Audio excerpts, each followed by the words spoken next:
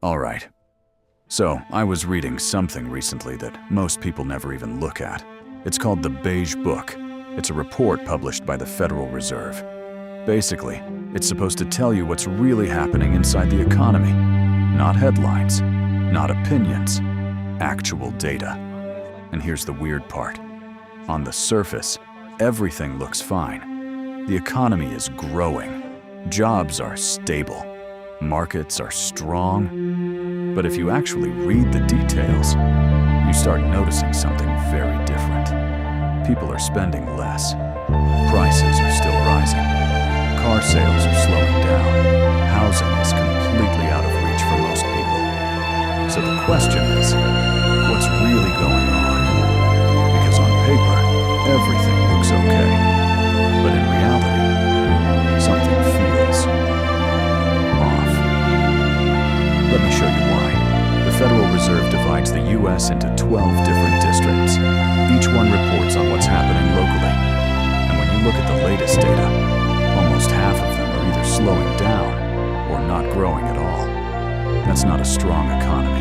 That's a warning sign. And one of the biggest things they mention is something called consumer sensitivity, which is just a complicated way of saying people are running out of money. They're switching to cheaper products. They're cutting back on spending. They're delaying big purchases. And that matters more than people think, because consumer spending drives the entire economy. If people stop spending, everything else starts slowing down. Now let's talk about jobs, because this is where things get interesting. Officially, unemployment is still low, but that number doesn't tell the full story. Big companies are quietly laying people off. We've already seen layoffs from major firms like Morgan Stanley. And it's not just layoffs. Companies are also slowing down hiring, which means fewer new opportunities. So even if you're not losing your job, finding a new one is getting harder. And here's something most people don't realize. A large percentage of people who are unemployed don't actually show up in the official statistics. They stop applying. They don't qualify for benefits, or they just give up. So on paper, everything looks stable. But underneath, the job market is weakening. At the same time, costs are rising everywhere. Insurance is up, energy is up, raw materials are more expensive, rent is still high, and businesses are feeling the pressure. Even large companies have started warning about it. Executives have openly said that higher costs are forcing them to raise prices, which means consumers get hit again. This is the cycle. Prices go up, people spend less, businesses earn less, and then prices go up again to compensate. But here's where things really start to split, because not everyone is affected the same way. This is what economists call a K-shaped economy.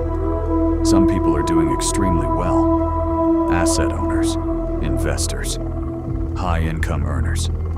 But at the same time, a large part of the population is struggling, living paycheck to paycheck, cutting back on essentials, falling behind. So when you hear that the economy is doing fine, you have to ask, for who? Now let's go deeper into unemployment, because this is one of the most misunderstood parts of the system. The official unemployment rate only counts people who are actively looking for work. But what about everyone else? People who stopped searching, people who can't find anything, people who don't qualify for unemployment benefits. Some estimates suggest that a huge portion of unemployed individuals aren't even included in the official numbers, which means the real situation could be much worse than reported. And then there's something even bigger coming. Automation, artificial intelligence. Technology is advancing faster than ever, and millions of jobs could be affected. Not just factory work, white-collar jobs, office jobs, even creative roles. And here's the problem. The system we have today was built nearly 100 years ago, back in the 1930s. It was never designed for a world where technology can replace entire industries. So the question is, what happens next? Now here's something that really puts things into perspective. Data from Vanguard shows that more people are starting to withdraw money from their retirement accounts early, from their 401k. Not because they want to, but because they have to pay bills, to cover basic expenses. And that's a big deal, because retirement savings are supposed to be untouchable. They're meant for the future. But when people start using them just to survive, it tells you everything you need to know. So when you put all of this together, slowing spending, hidden unemployment, rising costs, and people dipping into their savings, you start to see the bigger picture. The economy isn't collapsing, but it's definitely losing momentum. And the official numbers don't fully reflect what people are actually experiencing. And that's why it's important to look deeper, because the real story is almost always below the surface.